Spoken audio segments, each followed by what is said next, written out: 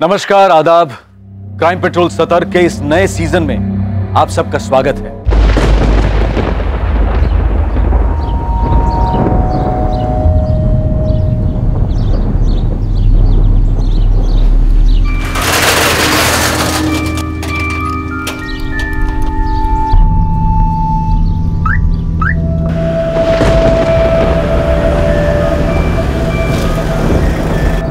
सुन मोहन, मैं निकल रहा हूँ। मेरे पीठ पीछे तुम खिसक मत जाना। क्या साहब, आप भी ललित की चुगली पे यकीन कर लेते हो? ओए चुप कर, मुझे सब पता है। और सुन, ललित 8 बजे आएगा, तब तक गोदाम का ख्याल रखना। ये भी कोई कहने की बात है साहब?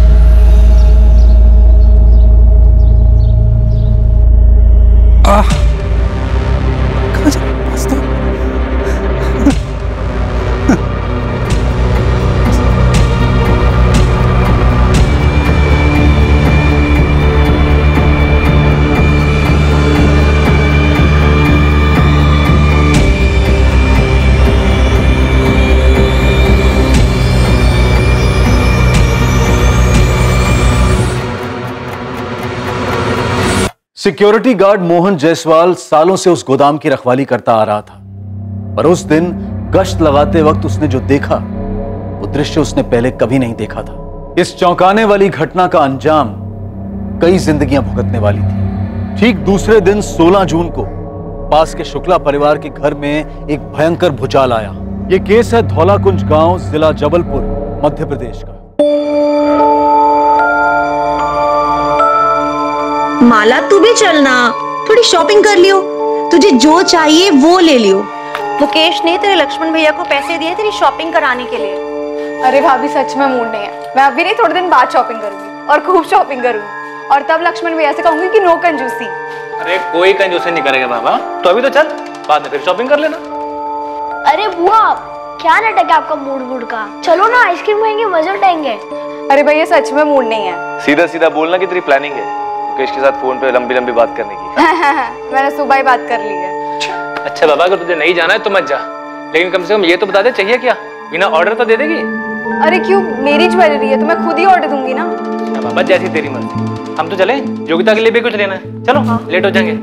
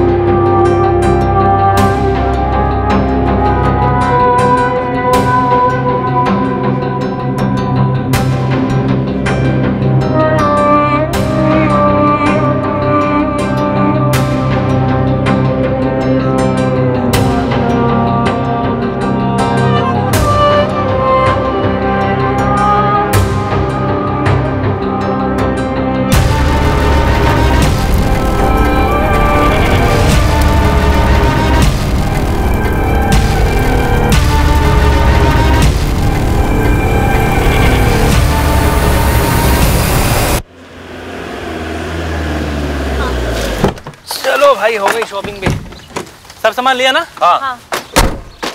अच्छा, वो दोनों के दोनों लिए थे वो? हाँ, ब्लैक वाला तो ये धुआं? अरे माला, माला, माला, माला, माला, माला, माला, माला बोतल, माला, माला, माला, माला बोतल, माला, फोन नहीं उठा रही वो। माला बोतल, पीछे जाके देखो, पीछे जाके देखो। माला बोतल, माला, माला, माला, माला, माला, माला, माला,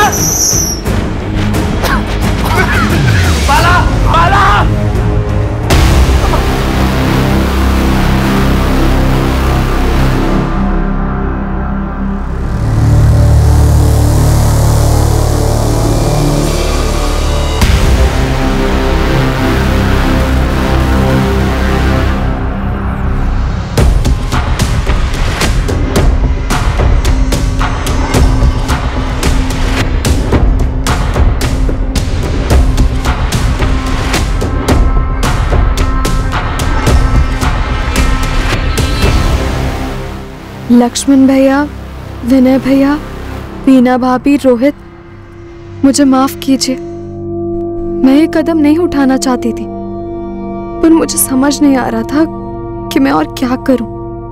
मैं आप लोगों के खिलाफ नहीं जा सकती, पर मुझे ये मालूम है कि जो मेरी लाइफ में होने जा रहा है मैं उससे कभी खुश नहीं रहूंगी।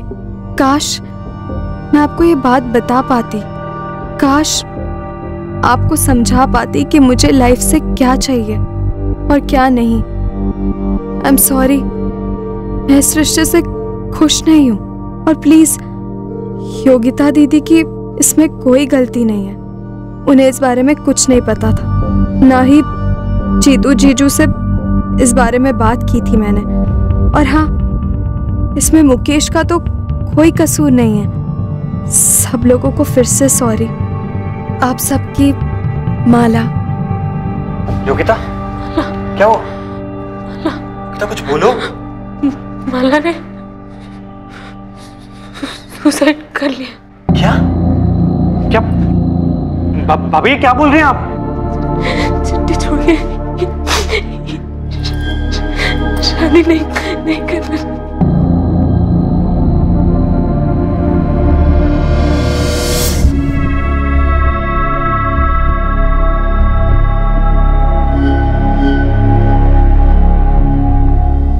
क्या माला ने वाकई खुदकुशी कर ली थी? क्या यह हादसा बिल्कुल वैसे ही हुआ था जैसा कि सामने रखा गया था? जब यह कहा जाता है कि क्राइम रेट हाई है, बहुत हाई है, तब इस बात का गहरा अध्ययन करना जरूरी हो जाता है कि लोगों की मानसिकता का स्तर कितना नीचे जा चुका है। वो सिक्योरिटी गार्ड मोहन जायसवाल, जिसने इस हादसे के ठीक एक दिन पहले कुछ देखा था गोदाम में। आखिर सिक्योरिटी गार्ड मोहन जायसवाल ने उस दिन क्या देखा था गोदाम में, और वो उस बारे में क्या करने की सोच रहा था? The number you have called is currently switched off. Please try again later. पापा का फोन अब भी स्विच ऑफ आ रहा है। ऐसी भी क्या ड्यूटी इनकी, परसों से गए अब तक खबर नहीं। वहाँ रुकने के बारे में कुछ बोला था पापा ने आपको?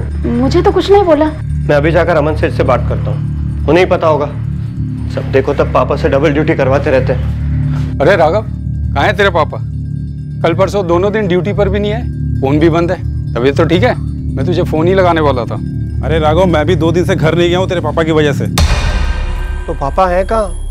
15 तारीख से पापा घर नहीं आए।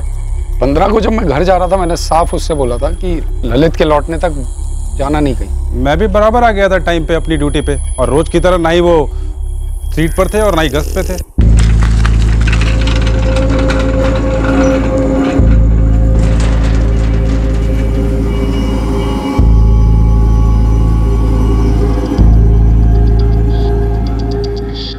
पता नहीं 1-5 मिनट ज्यादा रुकने में क्या जाता है मोहन भाई का। आम चोरी की हद है ये आदमी।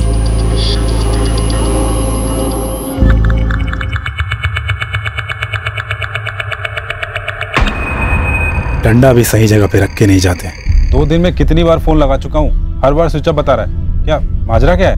यही तो मैं आपसे बोल रहा हूँ अमन सेठ, 15 तारीख से पापा घर नहीं आए, फोन भी ऑफ आ रहा है उनका। टीवी कर कहीं चले तो नहीं गए? क्या बोल रहे हैं सेठ आप? आज तक कभी किया है पापा ने ऐसा?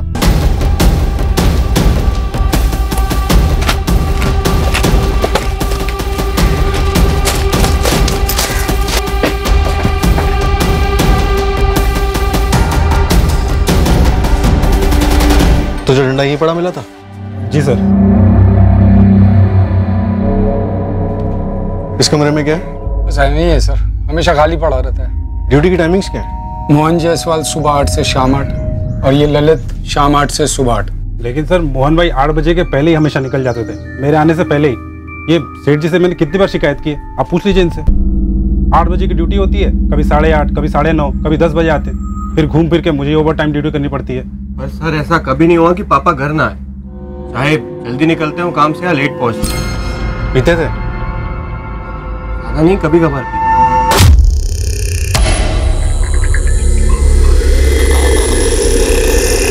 ललित, क्या जानता है तू? कहाँ है मोहन जायसवाल? मुझे क्या पता, मैं जब यहाँ आया तो मोहन भाई यहाँ पर नहीं थे और वो डंडा यहीं पड़ा हुआ था। अब जरा मेरे साथ आइए, कुछ बात करनी है। सर प्लीज कुछ कीजिए सर, मेरी माँ की हालत बहुत खराब है सर। देखो तुम चिंता मत करो, हम तुम्हारे पापा को ढूंढ लेंगे। तब तक एक काम करो, ये सारे जान पहचान वालों से और रिश्तेदारों से पूछताछ करो। लेकिन सर मेरी माँ। देखो हम भी अपने लेवल पे ढूंढेंगे, चिंता मत करो। अमन जी अब हमारे साथ थाने तक चलो। ललित अब क्या सुन, देख मेरे लौटने तक कहीं जाना नहीं। जी सेठ।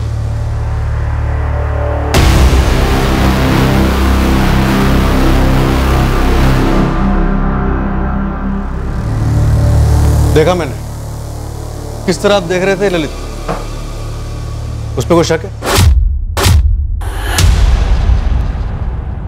ऐसे शक तो नहीं है, पर कैसे कहूँ समझ नहीं पा रहा।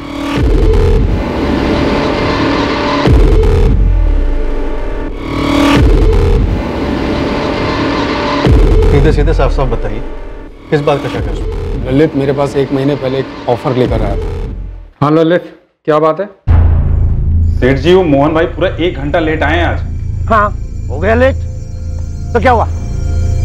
तो तेरे बाप का क्या जाता है बे? ये क्या तरीका है बात करने का मोहन भाई? तो और कौन सा तरीका तेरे से बात करने का बे? अरे 1 घंटा बहुत होता है, मैं कुछ बोलता नहीं तो आप उसका फायदा उठाते हो। हो गया लेट, जो उखाड़ना उखाड़ ले, घर जा अपनी बीवी के पल्लू में घुस जा, समझा तू? मैं उससे बात करूंगा कि तमीज से पेश है। बात सिर्फ तमीज की नहीं है सेठ जी, और ना ही लेट आने की है। आदमी बुढ़ा हो गया है, कल को कोई गोडाउन में घुस गया तो क्या कर लेगा वो?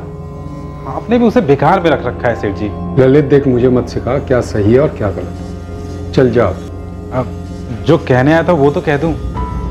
अब और क्या कहना था? सेठ जी मेरा भाई है नानू, वो धनबाद में चौकीदारी कर चुका है, बड़ा ही तगड़ा बंदा है सेठ जी। आप ये मोहन भाई को रिटायर कर दो, उनको 10,000 देते आयो और ये 8,000 में ही मान जाएगा, और हम दोनों मिलके एकदम परफेक्ट चौकीदारी कर लेंगे। यही कहना था? प्रस्ताव फायदे का है मालिक, 2,000 बच भी जाएंगे और दोनों 24 घंटे अच्छे से ड्यूटी भी कर लेंगे। मुझे किसे रखना है और किसे निकालना है ये मैं तय करूंगा, और आइंदा से ऐसा ऑफर लेकर मत आना। तो मोटा मोटा आप ये कहना चाहते हैं कि ललित ने मोहन के साथ कुछ कर दिया? देखिए सर मैं ऐसा तो नहीं कहूँगा, लेकिन 2 बातें। एक तो ऐसा नहीं है कि डबल शिफ्ट नहीं लगती, दोनों की हो जाती है कभी कभार, लेकिन पूरे 2 दिन और 2 रात ड्यूटी हो ऐसा होता तो नहीं है वैसे। और दूसरी बात, मोहन जी घर भी नहीं पहुँचे और 2 दिन ड्यूटी पर भी नहीं आए। और ये बात मुझे ललित के बच्चे ने बताई नहीं, वो तो राघव ने आकर बताया मुझे। वो क्या है ना कि रोज रोज मैं गोदाम जाता भी नहीं। अच्छा किया अमन जी जो आपने ये सब हमें बता दिया। दीपक अमन जी के गोदाम जाओ और इस वॉचमैन ललित को उठाओ। जी सर। सेठ पापा को कुछ हुआ तो नहीं है ना? देख राघव मुझे भी चिंता है, लेकिन मुझे पूरा यकीन है कि कुछ नहीं होगा। अब देख पुलिस वाले लगे हैं, कुछ ना कुछ तो पता चलेगा। ठीक है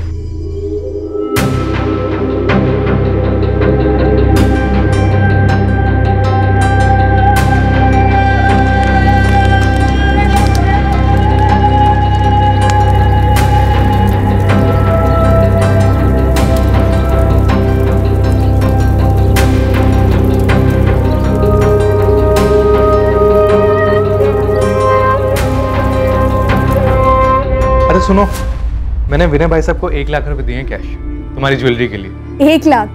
1 लाख में तो आर्टिफिशियल ज्वेलरी तक नहीं आएगी, और मैं बेवकूफ डायमंड वायमंड के बारे में सोच रही थी। अरे बाप रे, मतलब शादी से पहले ही कंगाल करने का इरादा है तुम्हारा? तो ना करो ना शादी, अभी तो सिर्फ एंगेजमेंट हुई है, अभी भी कुछ बिगड़ा नहीं, कैंसिल कर सकते हो। मतलब डायमंड के लिए तुम शादी कैंसिल कर दो? डायमंड चाहिए ना तुम्हें? अगले हफ्ते ही डायमंड मिलेगा तुम्हें। मेरा भोपाल का एक ट्रिप लग रहा है, वहाँ बहुत अच्छा ज्वेलर दोस्त है मेरा। अरे मैं तो मजाक कर रही थी। अब भाई तुम मजाक कर रही थी, लेकिन मैंने तो प्यार किया, और प्यार कोई मजाक नहीं है। अब डायमंड को आने से कोई नहीं रोक सकता। आप कब और कैसे हम पर इतने लट्टू हो गए, हमें तो पता ही नहीं चला। अब भाई ये तो मुझे भी नहीं पता। तुम अपनी सहेली के साथ स्कूल से लौटा करती थी, और मैं भी विदाउट फेल तुम्हें देखने के लिए पहुंच जाया करता था।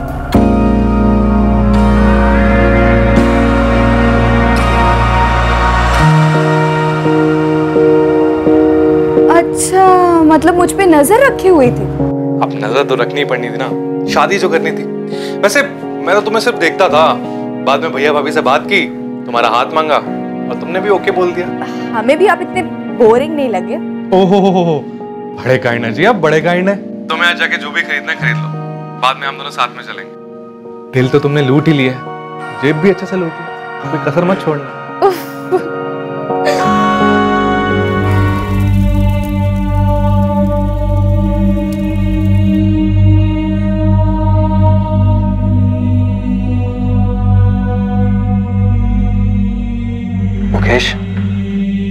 हमें कोई आइडिया नहीं था कि माला दुखी थी। नहीं भैया, माला किसी भी एंगल से दुखी नहीं थी। सुबह ही तो हमारी बात हुई थी, अच्छे खासे मूड में थी वो। शादी नहीं करनी थी तो बोल सकती थी मुझे, बहुत खुलकर बात होती थी हमारे बीच।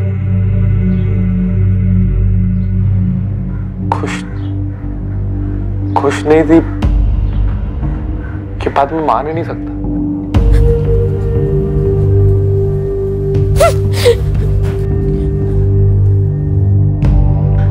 योगिता, संभालो खुद को, अपने खातिर नहीं तो अपने बच्चे के खातिर। मम्मी ऐसा क्या खाया जा रहा था उसे?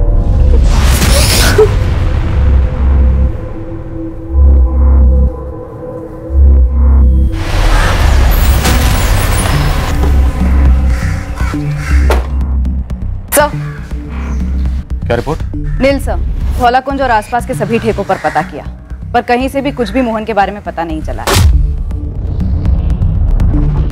और ना ही कोई टिप मिली। जबलपुर सिटी में भी फोटोज और डिटेल्स भेज दी हैं। ललित वर्मा उठा। सर लगता नहीं उसे तोड़कर कुछ निकलेगा। मेरे मुंह से अभी तक जो कुछ भी निकला है बस उतना ही था मेरे अंदर। 15 जून को जब मैं ड्यूटी पर आया तो मोहन भाई ड्यूटी पर नहीं थे।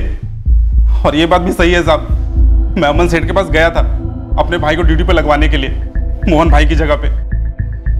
और एक बात बता देता हूँ साहब, ये मोहन भाई भी ना कोई दूध के धुले नहीं थे। तो बता, दूध कहाँ और कैसे फटा था? जो जानता है सब बता दे लल्लू।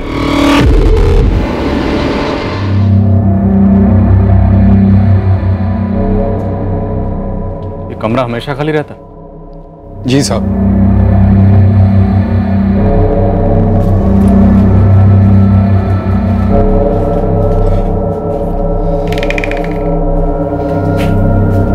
सर मेरा सारा माल यहीं रहता है और यहीं से सीधा ट्रांसपोर्ट हो जाता है।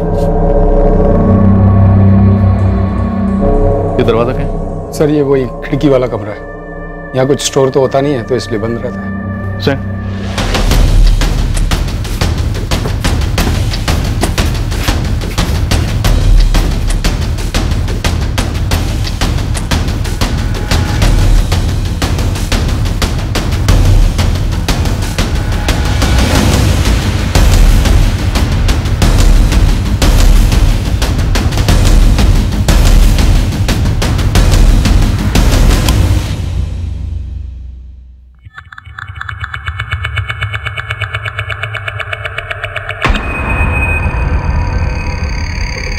ललित को डंडा यही मिला था जो मोहन जायसवाल इस्तेमाल करते हैं? सर ललित ने बताया तो यही था। ये खिड़की हमेशा खुली रहती है? सर ऐसे मैंने कभी ध्यान नहीं दिया। अच्छा, ललित बता रहा था कि मोहन जायसवाल कुछ टेढ़े किस्म के आदमी। सर मैं उन्हें टेढ़ा तो नहीं कहूँगा, पर हाँ लड़ाकू किस्म के हैं। अब उम्र भी हो गई है और फिर मेरे यहाँ मेरे पिताजी के समय से काम कर रहे हैं। किन किन लोगों से झगड़ा हुआ था? ऐसे कुछ खास नाम तो नहीं जानता, पर एक होता है ना, कुछ कह नहीं सकते, कब भड़क जाए कब कुछ बोल दे। अच्छा, मोहन जायसवाल की पहले भी कोई हिस्ट्री इस तरह की, मतलब बिना बताए घर से जाने की? नहीं सर, ऐसा कभी कुछ सुना तो नहीं।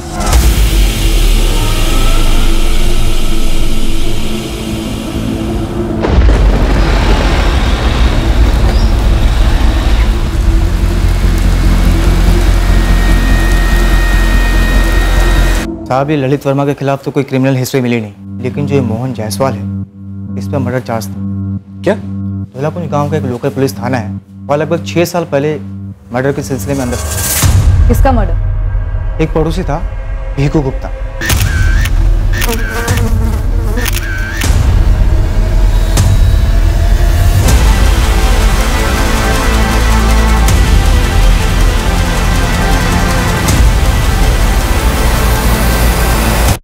पानी को लेकर रोज झगड़े होते थे हमारे। इस भीखू की जोड़ी रोज मेरे पाइप से पानी चुराती थी तो बच जाती थी भीखू से हमारी।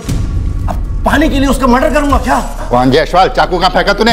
चाकू चलाया नहीं तो फेंकूंगा कहाँ से? फेंक तो आप इंस्पेक्टर, झूठा इल्जाम लगा रहे हैं मुझ पे। आखिरी बार कह रहा हूँ, मैंने भीखू का मर्डर नहीं किया, अब जो उखाड़ना उखाड़ लो। पुलिस उसके खिलाफ कोई केस बना नहीं पाई तो उसे छोड़ दिया गया, लेकिन भीखू गुप्ता का लड़का विक्की मोहन के पीछे हाथ धोकर पड़ा हुआ था। अरे कीचड़े कीचड़।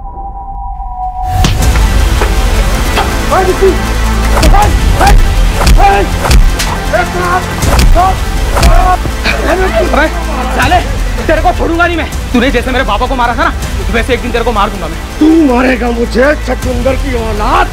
सुन कान खोल के, मैंने तेरे बाप को नहीं मारा, लेकिन तेरा बाप एक नंबर का अच्छे चोरा था।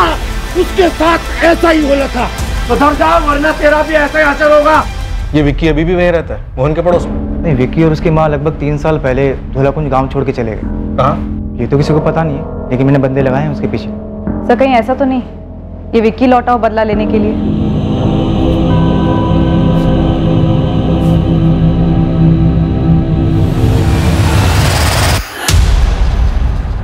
कौन है भाई? तेरी मौत मोहन जायसवाल, तो पिछले 6 साल से तेरा इंतजार कर रही है। एक एक बॉक्स उठाओ, चेक करो सब जगह।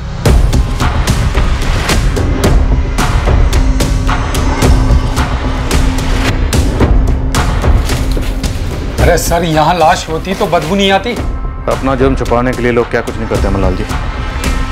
इस बात का एहसास तो हमें भी कि मोहन जायसवाल को गायब हुए 5 दिन हो गए, तो जिंदा तो नहीं बचे होंगे, लेकिन उनकी लाश जरूर मिलेगी, और यहीं कहीं मिलेगी।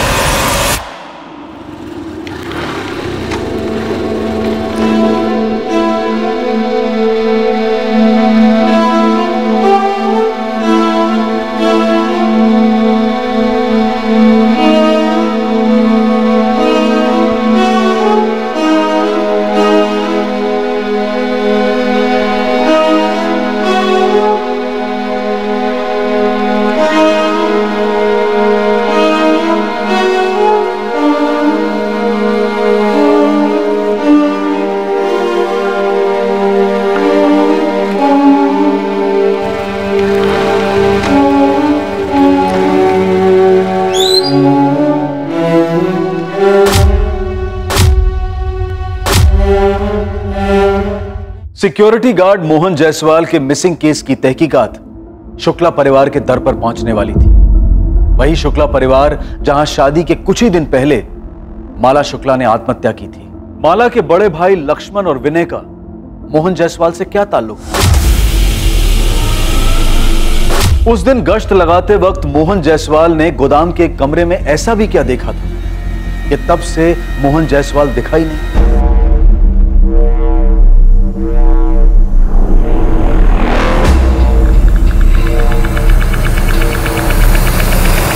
उस रात एक साजिश जन्मी थी। एक षड्यंत्र रचा गया था कई अड़चनों को एक साथ पार करने के लिए। कई निशानों पर एक ही तीर साधा गया था। ये अड़चनें किसकी जिंदगी में थी? क्या थी? रची गई साजिश क्या थी और साजिश रचने वाला कौन था? ये सारे सवाल तहकीकात करने वाली पुलिस टीम पर हावी होने जा रहे थे। छल का चक्रव्यूह पेचीदा था। लक्ष्मण शुक्ला और विनय शुक्ला?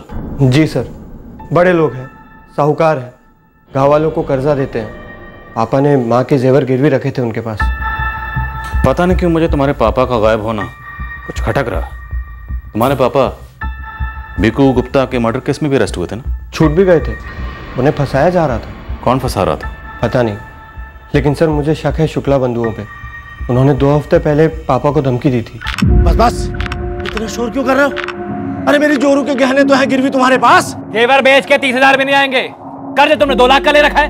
1 साल का बोल के तुमने पैसे लिए थे, लेकिन पूरे 2 साल हो गए हैं, सूद का 1 पैसा तक नहीं आया। नहीं आया क्योंकि कमाई नहीं हुई है विनय जी। ऐसा भी नहीं, हम कोशिश नहीं कर रहे, खर्चे भी तो इतने हैं। और हमारे खर्चे नहीं है, सूद तक देने की औकात नहीं तुम लोगों की, तो कर्ज लेते क्यों? 1 महीने की आखिरी मोहलत दे रहे हैं। घर बेचो है, जो बेचना है बेचो, असल रकम और सूद दोनों लौटा देना। 1 महीना जाया जाएगा, हो ना पाएगा। नहीं दूंगा, जो करना है कर लो। मोहन, महीना जाया नहीं जाएगा, 1 महीना इंतजार करें, उसके बाद देखना हम क्या क्या करेंगे। तुम लोग जो कर रहे हो ना वो हम भी कर सकते हैं। ये मत समझना कि तलवार सस्ती है तो धार नहीं होगी।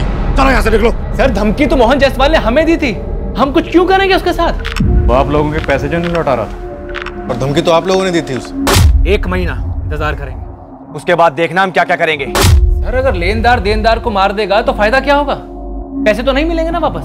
सुकून तो मिलेगा, भड़ास तो निकलेगी। और ये पहली बात तो नहीं होगी कि कर्ज ना लौटाने पर हत्या कर दी गई। अगर ऐसा कुछ होता तो हम उसे 1 महीने की मोहलत और क्यों देते? सर ये तो हमें आप लोगों से मालूम पड़ रहा है कि मोहन लापता हो चुका है। सर मोहन के बच्चे ने कई लोगों से पैसे उधार लिए हुए थे और लौटा नहीं रहा था। वो सबको एक साथ गुमराह करने के लिए ये गायब होने का ढोंग कर रहा होगा। आप एक काम कीजिए, हमारे सरपंच धर्मेंद्र जी से बात कीजिए, वो आपको बताएंगे कि मोहन जायसवाल चीज क्या है।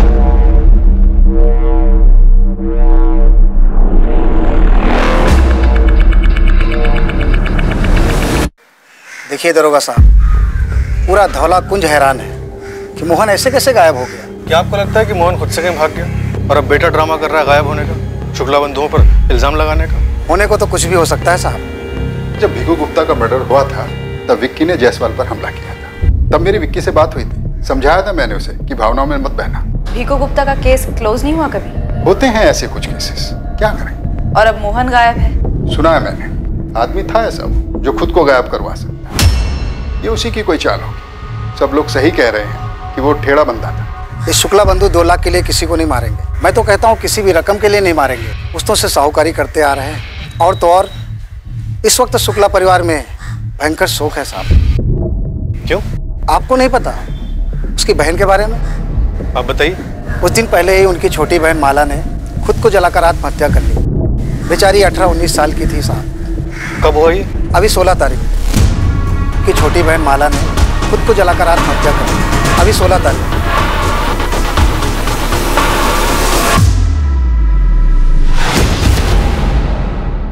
समझा नहीं मोहित, तुम्हें मोहन के गायब होने और माला के सुसाइड में क्या कनेक्शन दिखता है? सर 15 जून को मोहन गायब हुआ और 16 को माला का सुसाइड। दोनों को जोड़ने का लॉजिक क्या है? सर मोहन का बेटा राघव, उसने शुक्ला बंधुओं पे आरोप लगाया। दोनों केसेस में कनेक्शन तो बनता है, तो इस कनेक्शन को टटोलना भी बनता है। सर मोहन जायसवाल के फोन रिकॉर्ड्स आ गए। कुछ मिला? उसके फोन का आखिरी लोकेशन गोडाउन में ही था। 15 जून को 5:45 पर फोन स्विच ऑफ हुआ है।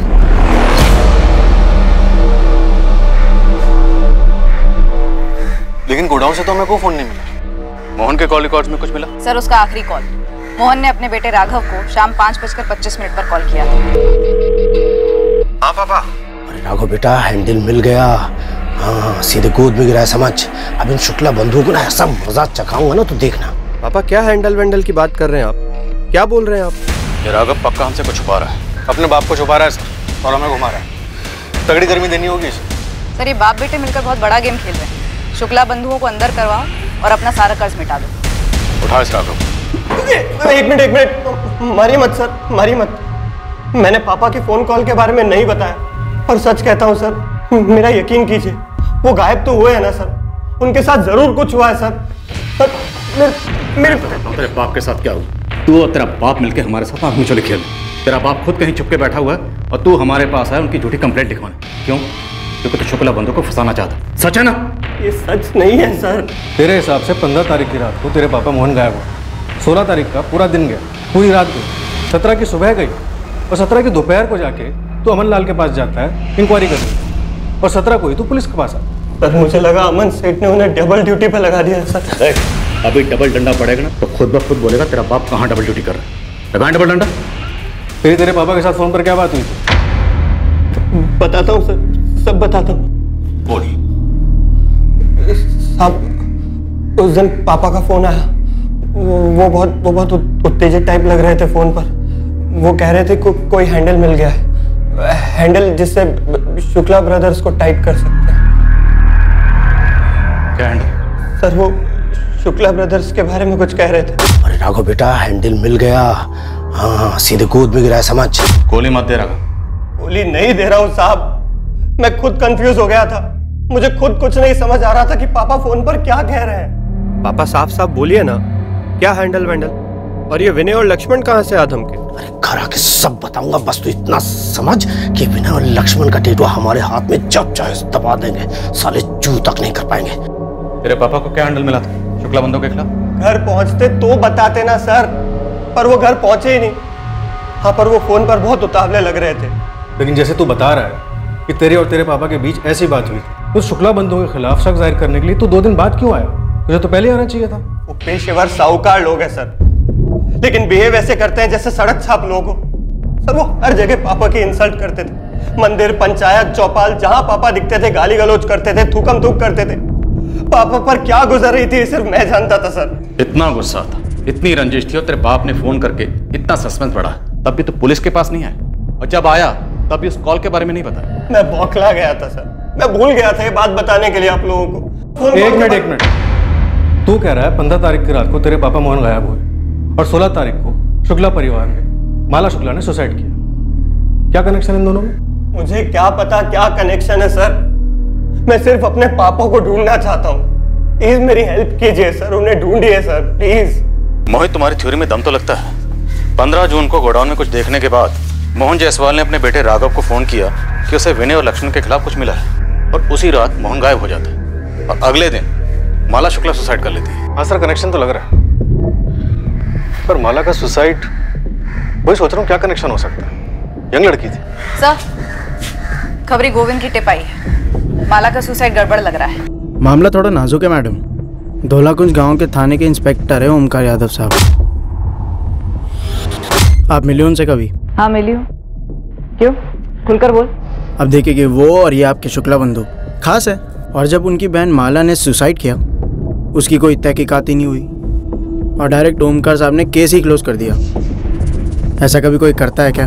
कोई कारण रहा होगा। लड़की की शादी होने वाली थी कुछ दिनों के बाद और सबको वो बहुत खुश नजर आ रही थी। अचानक से खुद को जलाकर सुसाइड करना और कोई तहकीकात ना होना, कुछ तो कारण रहा होगा ना। ये दोनों केसेस बौखलाने वाले हैं, मूल तौर पर अजीब है, झूठे लगते हैं। हाँ सर, मोहन का अचानक से गायब होना, माला का एकदम से सुसाइड। सर आप इंस्पेक्टर ओमकार यादव से बात छेड़ेंगे माला सुसाइड केस की कि ऐसे कैसे क्लोज कर दिया? शक कर रहे हो मुझ पर राजीव? नहीं ओमकार, मुझे बस इस केस की जानकारी चाहिए। काफी सीधा केस था वैसे। 16 की दोपहर को शुक्ला कोठी से फोन आया।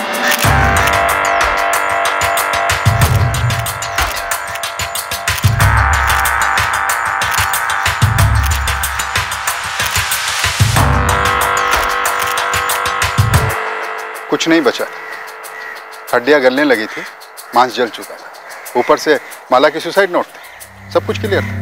भोपाल से हैंड राइटिंग एक्सपर्ट मंगवाया, राइटिंग मैच करवाई, ये है फॉरेंसिक रिपोर्ट, माला की ही राइटिंग। राजीव, आप मुझ पर बिना तहकीकात के केस बंद करने का इल्जाम नहीं लगा सकते। माला ने सुसाइड ही किया था। माला अपनी होने वाली शादी से खुश नहीं थी। वो खुश नहीं थी क्योंकि उसकी शादी उसकी बहन के देवर मुकेश के साथ तय की गई थी। वो लड़की बोल नहीं पाई थी, लेकिन लड़की खुश नहीं थी। पोस्टमार्टम रिपोर्ट कहाँ कर? क्या पोस्टमार्टम करवाते राजीव? हड्डियां बचे कुचे मांस का पोस्टमार्टम। माला का परिवार, विनय, लक्ष्मण की भाई वीना, वो सब माला की बड़ी बहन योगिता की गोद भराई के लिए शॉपिंग पर गए थे। माला नहीं गई थी क्योंकि वो सुसाइड करना चाहती। ओमकार, मेरा सवाल है कि पोस्टमार्टम क्यों नहीं हुआ? एक एक बाल, बचे हुए अवशेष, हड्डी का एक टुकड़ा डीएनए के लिए काफी होता है। मुझे सुसाइड नोट काफी लगा, पोस्टमार्टम की जरूरत बिल्कुल भी नहीं लगी। केस क्लोज कर दिया, ओपन एंड शट केस है। मान लो अगर ये सुसाइड केस नहीं है तो हो सकता है शुक्ला बंधुओं ने खुद अपनी बहन का पहले कत्ल किया, फिर उसे जला दिया और अब वो सच्चाई छुपा रहे। इसमें तुम इतनी दिलचस्पी को दिखा रहे हो? ये सुसाइड का मामला है, इस केस में मर्डर का कोई स्कोप ही नहीं। माला के भाई विनय और लक्ष्मण माला की हत्या क्यों करेंगे? Honour killing. अरे माला ने कभी मुकेश के लिए नाखुशी जाहिर ही नहीं की, तो फिर विनय और लक्ष्मण माला की हत्या क्यों करेंगे?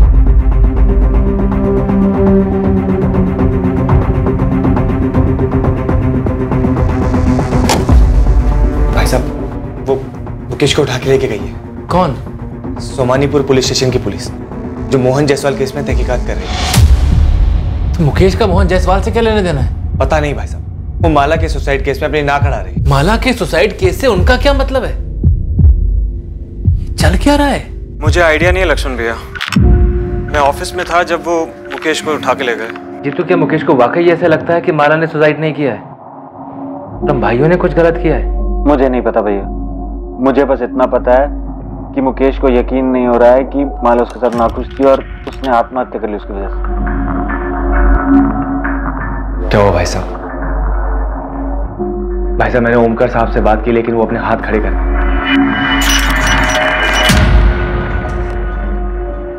क्या आप भी मेरे दोनों भाइयों पर शक कर रहे हो? मुझे ताज्जुब है कि तुम्हें शक क्यों नहीं हो रहा। माला तुम्हारे सबसे करीब थी, अगर उसे मुकेश से शादी नहीं करनी थी तो तुम्हें तो बता सकती थी। और कौन से एंगल से वो सुसाइड करने वाली लगती थी, बताओ। पुलिस तुझे यहाँ पकड़ के क्यों लाई है? क्या छुपा रहा है तू मुझसे? कुछ नहीं माँ। साहूकारों की बहन की आत्महत्या के तेरे पापा से क्या ताल्लुक है? मुझे नहीं पता माँ। कहीं उस बच्ची माला ने तेरे पापा की वजह से तो आत्महत्या नहीं की?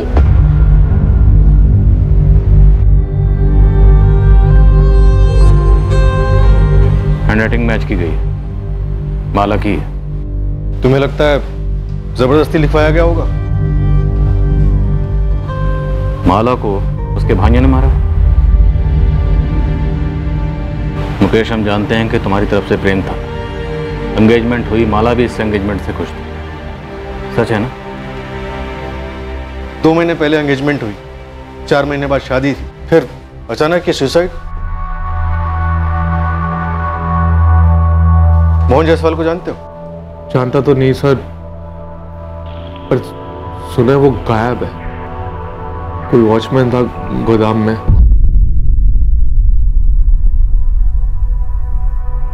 मुकेश, दिल से बोलो, क्या माला सुसाइड कर सकती थी?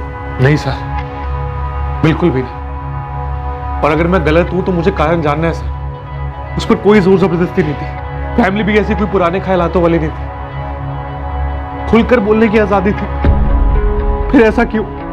ये जो सुसाइड बोल रहे हैं, उसके चंद घंटों पहले हमने फोन पर बातें की थी, रोमांटिक बातें। क्या चाहिए सबूत? आप कब और कैसे हम पर इतने लट्टू हो गए, हमें तो पता ही नहीं चला। नेहा माला की बेस्ट फ्रेंड थी, मैंने उससे भी पूछा, वो भी बिल्कुल शॉक हो गई ये बात सुनकर। नहीं मुकेश, मैं नहीं मान सकती कि अपनी माला सुसाइड कर सकती है। नेहा, मेरे लिए सच जानना बहुत जरूरी है। प्लीज मुझे बता, कोई और था? आज तक माला ने ये नहीं कहा कि वो तुमसे नाखुश है, और नहीं उसके बर्ताव से ऐसा कुछ लगा मुझे। शादी अगर नहीं करनी थी तो रिश्ते को मना कर सकती थी।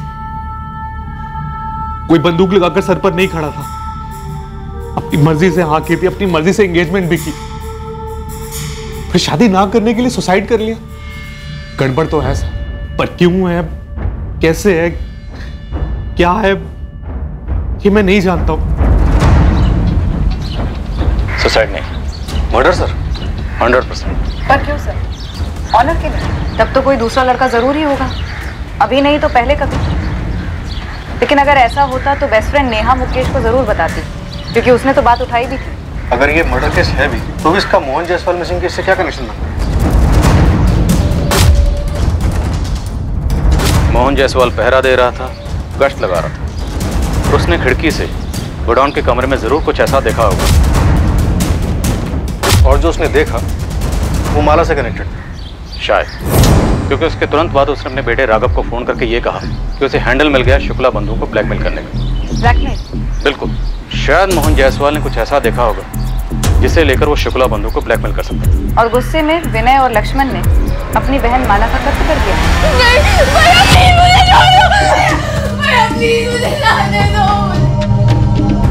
मुझे माफ कर दो, हमसे ऐसा नहीं होगा।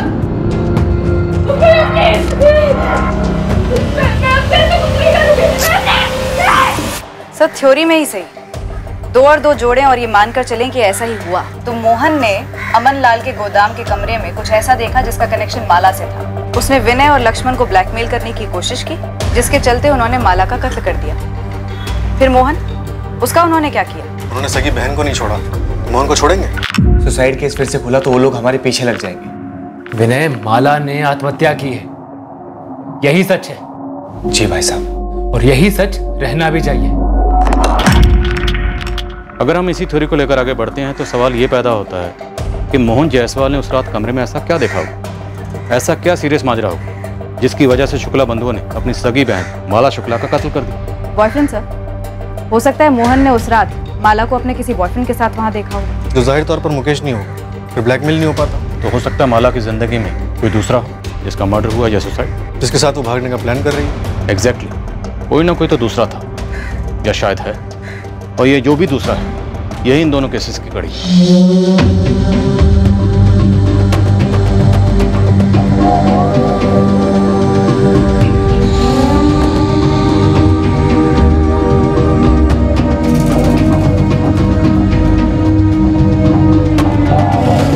जायसवाल मौजूद ही नहीं जो ये बता सके कि आखिरकार उसने क्या देखा था।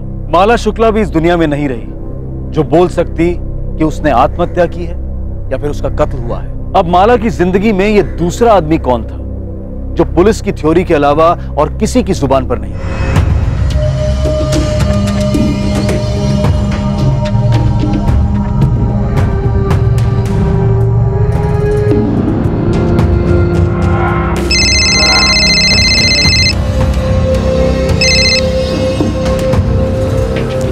आकाश बोल। अजय, सुना कल शाम को क्या हुआ? क्या यार, तू ये बता, तू है कहाँ पे? तू बोलना क्या हुआ कल शाम? यार माला ने सुसाइड कर लिया है। क्या? हाँ यार, उसने खुद को जला लिया।